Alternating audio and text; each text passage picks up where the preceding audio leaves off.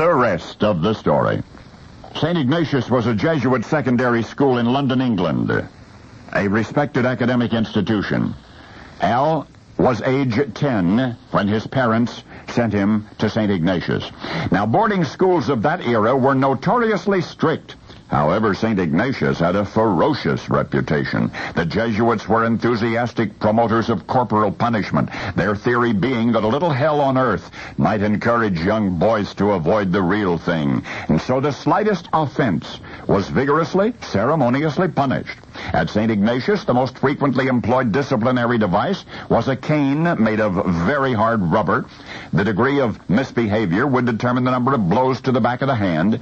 It is said that the punishing priests struck with such force that the recipient's hand would be numb after 3 strokes, and therefore 6 strokes, 3 for each hand, was usually the extent of a day's punishment. And should an offense merit more, say 12 strokes, then the offender would be required to return the following day to receive the complement of his sentence. The physical pain was augmented by mental anguish. Whenever a child's punishment was ordered, he was permitted to choose when the sentence was to be carried out, either during first morning break, or at lunchtime, or mid-afternoon, or at the end of the day. Invariably, the youngster would postpone the ordeal until the latest possible moment. He spent his agonizing hours in anticipatory torment.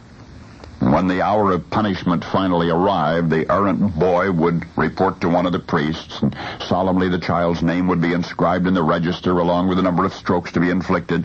Those who had experienced the ritual later said it was like going to the gallows. So little Al was a student at St. Ignatius, but he was very quiet. He was unobtrusive, not really a likely candidate for the cane. In all things, including mischief, he preferred to watch rather than to participate, but now, this is the rest of the story. One day, for some minor misbehavior, Al was informed that he was to be caned. Al was horrified. He'd heard all of the stories from the other boys about this painful punishment, but he had never imagined that he would do anything to deserve it. But here he was, facing it, and the prospect filled him with dread. All that day he agonized over what lay before him. The sun sank in the sky. At last it was time. He reported to the priest, who then inscribed Al's name in a book. The priest turned to Al. The trembling boy held out his hand. The priest lifted the hard rubber cane. And then the priest stopped. For an interminable moment he gazed sadly at Al and finally said, "This isn't nice, is it?" To which Al meekly replied, "No, Father." And the priest extended the cane, allowing it to fall ever so gently, one time on the back of the little boy's hand. Had what you've just heard happened to anyone but Al, perhaps it would not be worth remembering. Al himself considered the experience a most valuable one. He says it educated him in aspects of fear, which he might otherwise never have experienced or understood.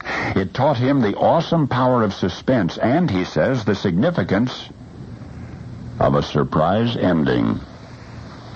And Al grew up to become the unmitigated master of both suspense and the surprise ending.